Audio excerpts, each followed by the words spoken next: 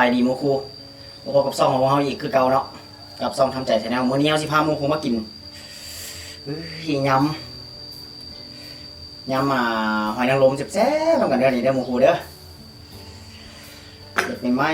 ๆมาคนแล้วนี่เนาะสดๆเลยนี่เนาะหลายๆถ้าจะแกะมาอย่างดีแล้วเนาะจากหั่นแล้วเขาก็มาเฮ็ดยำเองเลยเนาะส่วนประกอบมันก็จะมีพวกใบผักกระถินแล้วก็พริกเผามะเขือแล้วก็เห็ดต่ำเจียวคล้ายๆเจียวส้มยำส้มแล้วก็บัวกระเทียมนะพอแล้วเขาประมาณแซ่บๆลงไปได้อหมูคูเด้อเก่งใจเลยได้กว่านี้นะแซ่บกว่านี้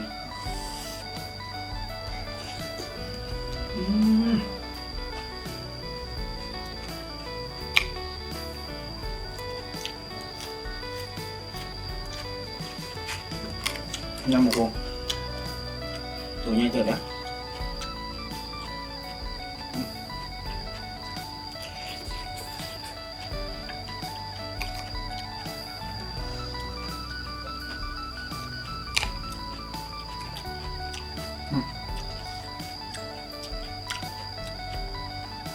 แกกินไปตัวเมื่อยแบบนี้โลดนี่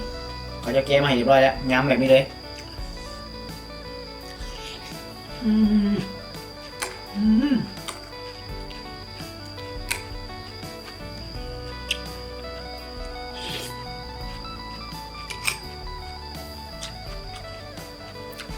สุดยอด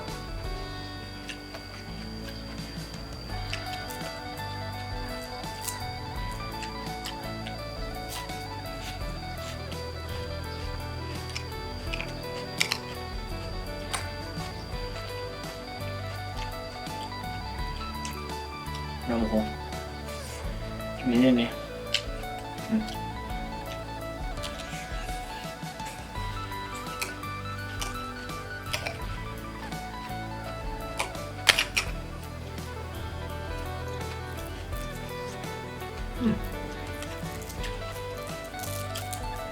ยอด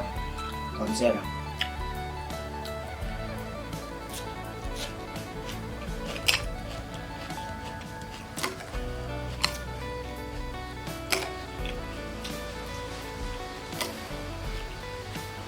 ไปแก้กินเทือโจนมันยากก็ไปยิ้วห้านั่นวะเขาจะแก้มาให้ตัวละตัวโอ้ยกินหน่อยนี่แบบนี้ตาเป็นบวมแล้วเนี่ย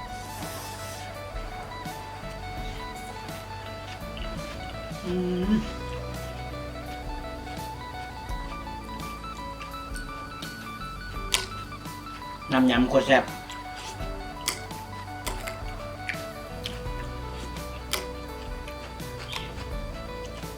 เป็นสมๆหวานๆจังหน่อย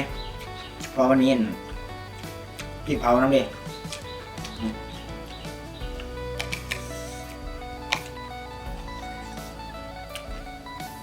เลย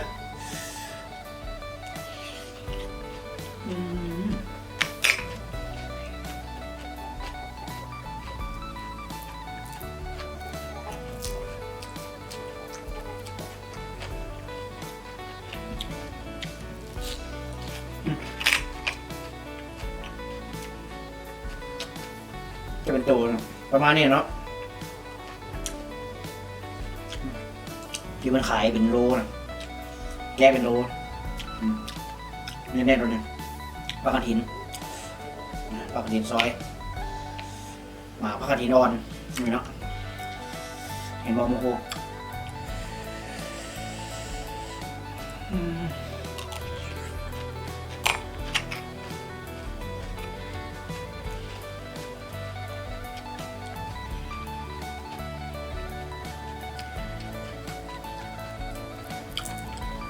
หอยนางรมแซ่บอยู่ๆ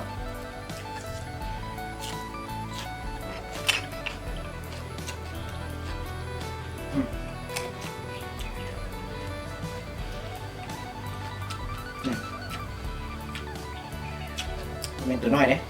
ง่ายเด็กนะ อ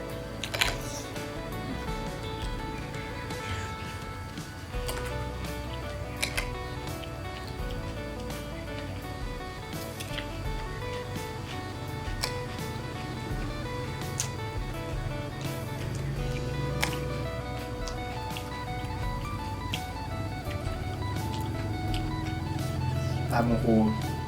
จะแซ่บๆเหมือนกันไม่จำเป็นต้องไปซื้ออยู่ไทยหรอกอยู่ใน Facebook ก็มีนะพระเจ้าไรสดขายอยู่แถวหลังหอประชุมมาสักโลละ65,000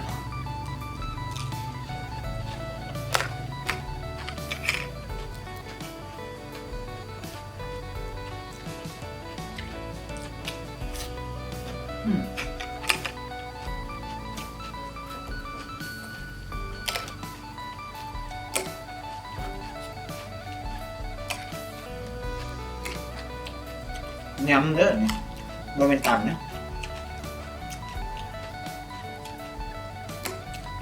เขาอาจจะรวมๆแบบ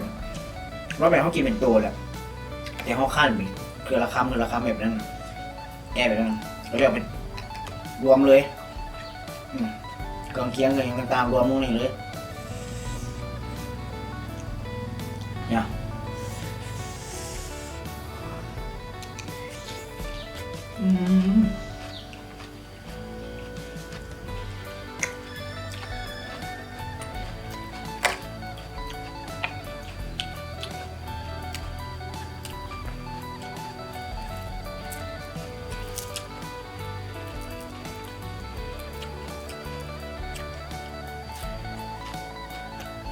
เนี่ย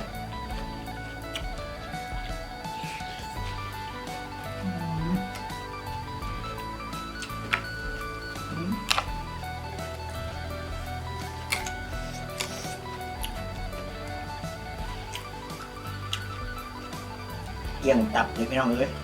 มึงกูเลยต้องมันแซ่บเ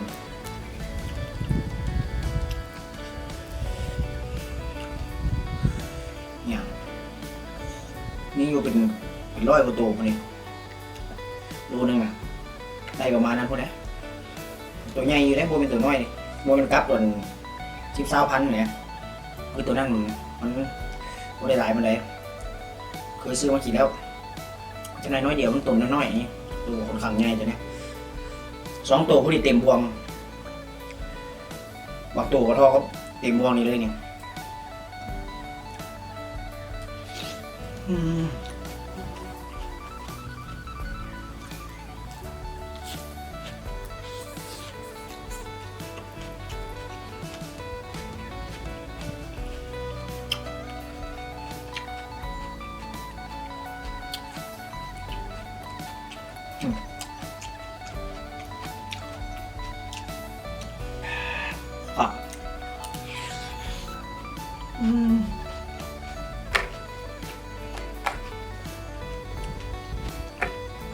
สุดจัด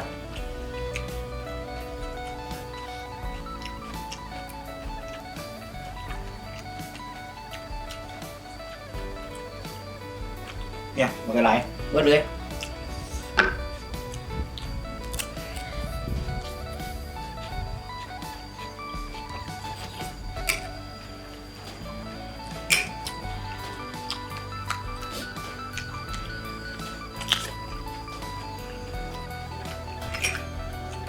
แซ่บครับมีหัวเชียงไคน้ำนี่ซอยหัวเชียงไคใส่น้ำ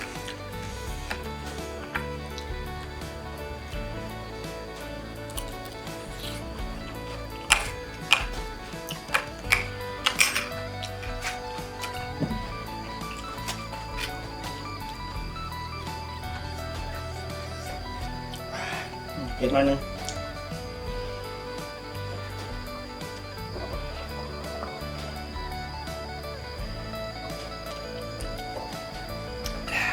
เอา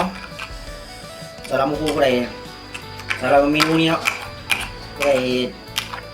ยังไม่เคยเห็ดจะไปเห็ดแล้วเห็ดลองเห็ดกินแล้วมึงเนาะซาเขากินทั่วไปมันก็แกมาเป็นหน่วยแล้วก็ใส่เครื่องเคียงใส่นั่นใส่นี่แล้วก็เอาพริกเผาหัวอันนั้นนั่นแหละแต่นี้เขารวมเลยไก่เป็นยำเลยแซ่บกินแล้วเขาก็กินได้หลายกินไม่ไหวเพราะว่ามันเราจะถามว่ามายิบใจตลาดในร้านนี้ตักใส่ได้เลยสำหรับคลิปนี้ขอลาโมคูไปก่อนเนาะฝากโมคูก็ได้ก็แชร์ก็ติดตามช่องของเราเลยเนาะสำหรับคลิปนี้ก็ขอลาไปก่อนเจอกัน EP หน้ามาเขาจะกินยังบ๊ายบาย